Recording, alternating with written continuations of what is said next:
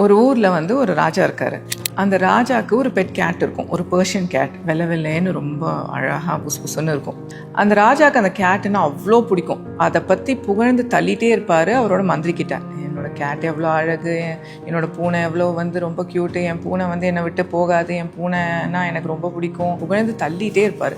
அவருக்கு எவ்வளோ பிடிக்கும்னா, சன்செட்டுக்கு அப்புறமா வந்து தீப்பந்தம் எடுத்துகிட்டு ராஜா நடக்கும்போது முன்னாடி போவாங்கல்ல, அந்த ஆளுங்களை கூட வேணான்னு சொல்லிடுவார். பூனை தலை மேலே ஒரு விளக்கு வச்சுட்டு அந்த பூனை அழகாக முன்னாடி போகும், இவர் பின்னாடி நடப்பார், அதை ரசிச்சுட்டே இருப்பார்.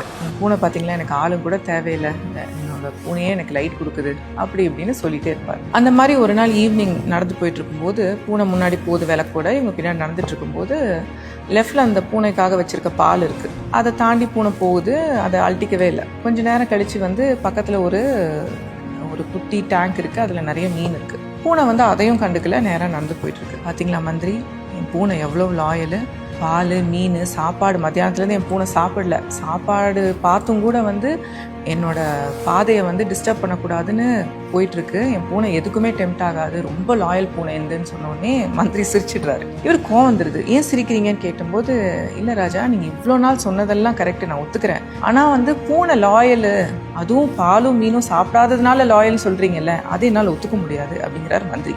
நான் வேணா நாளைக்கு ப்ரூவ் பண்ணுறேன் அப்படின்னு சொல்கிறாரு. ராஜா வந்து ஆமாம், நாளைக்கு நீங்கள் கண்டிப்பாக இதை ப்ரூவ் பண்ணுறீங்க, இல்லைன்னா நடக்கிறதே வேறன்னு சொல்லிட்டு கோமா போயிடுறாரு. அடுத்த நாள் இதே மாதிரி நடக்கிறாங்க. பூனை முன்னாடி போகுது, திடீர்னு ஒரு எலி எங்கேருந்தோ ஓடுது. எலியை பார்த்த உடனே பூனை வீரன்னு சொல்லிட்டு அந்த விளக்காவது ராஜாவை அது எதுவும் வேணான்னு சொல்லி தட்டி விட்டு எலி பின்னாடி ஃபாஸ்ட்டாக ஓடிடுது.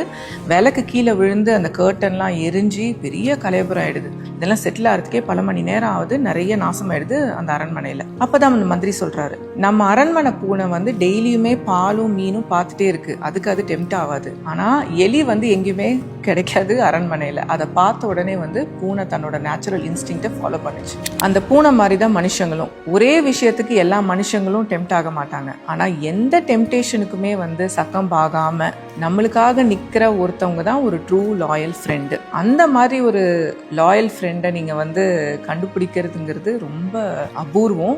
நம்ம அந்த மாதிரி ஒரு லாயல் ஃப்ரெண்டாக இருக்கிறதும் ரொம்ப முக்கியம்.